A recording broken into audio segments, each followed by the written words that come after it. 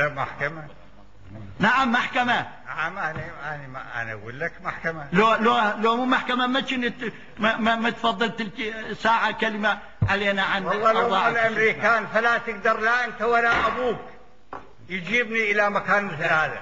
احترم نفسك. احترم نفسك أنت. أنا محترم نفسي. أنا قاضي. من يحترم شنو هذا الأسلوب منك؟ هذا اسلوب. أنت أمام قضية جنائية. أنت متهم بقضية جنائية خطيرة، قتل أناس أبرياء. أنت جاوب على هذه القضية. احنا أعطيناك فرصة تجاوب. البارحة فقط مو صراعك القديم بينك وبين أمريكا. في بغداد هذول مو أبرياء، مو عراقيين. الصراع تستخدم مشتكين. شنو دخل صراع بينك وبين أمريكا بموضوع هذه المحكمة؟ احنا محكمة عراقية جنائية، ما لنا دخل بموضوعك السياسي. ماشي. أنا دخاطب العراقي الذي له دخل، وجنابك جب نفسك عنها.